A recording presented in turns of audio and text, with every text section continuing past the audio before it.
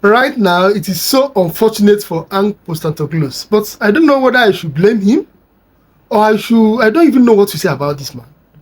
You know, the man always believed that in every of his second contract that he always wins something for the club he is managing. He has been saying it, and he said it when he was managing Tottenham Hotspur. And funny enough, he carried Europa for Tottenham Hotspur. Unfortunately, Tottenham sacked him. But it seemed that he was so in a haste. He don't want to stay without a contract that made him to just grab the Nottingham Forest contract. Because for me, the attitude of Evangelus Marinakis against Nottingham Forest versus Leicester City is a red light, a red flag that man is not just a man who just grab his contract immediately. He's a very straightforward human being.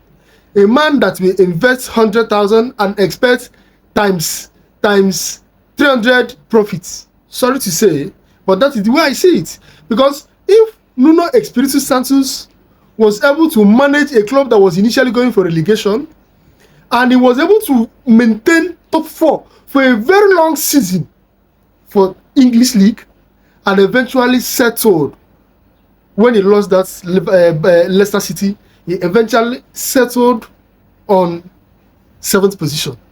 And Marinakis, the owner of Nottingham Forest, had that boldness to shout on Nuno Espirito Santos at the pitch. That's a red signal to tell you that this man is a no-nonsense man. And why that thing angered me most is because how much did he spend? Yes, you bought many players. How much? Compared to all those big boys that bought huge amount of money, look at how much money has spent so far, and still they have not gotten their results. Even Chelsea, if not because of the FIFA Club World Cup they were able to get and the Caribbean Cup they were able to get, what did they get? Are we talking of Arsenal that have been spending money for the past how many years and still they have not gotten the results, and we have that nerves to shout on Nuno Espirito Santos? That is a red signal that's supposed to ring bell on Postecoglou, not just rush immediately to grab that contract. Unfortunately, the man is now putting another dent to the dent he has already made in Tottenham Hotspur. Yes, I put it a dent because league also matters, despite he carried Europa for the club. But league matters a lot. It's because of the failure in the league that made them sack him. If not, they would have retained him because he carried Europa.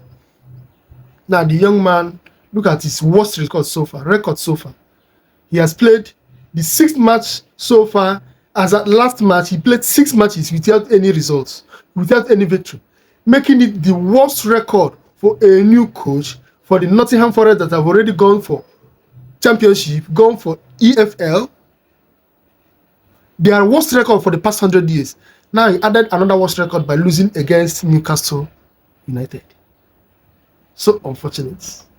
So I don't even know whether I should talk about Postecoglou or I should talk about Marinakis.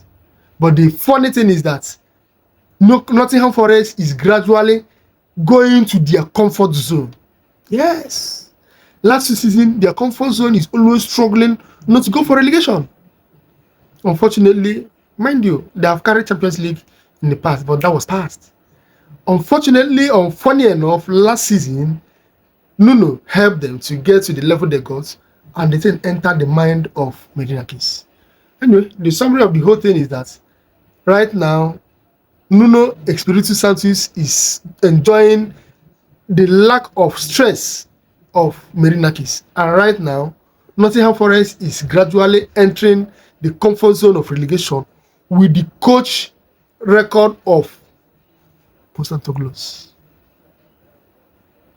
When you buy a firewood that is full of ants, that means you are inviting lizards to feast in your compound. When you get a coach or when you get a player that is not fit enough, don't expect to get results, wonderful results. Congratulations for Newcastle United. They have gotten their 3 points, and Nuno Espirito Santos is not to be blamed. Nottingham Forest lost the points. Thank you.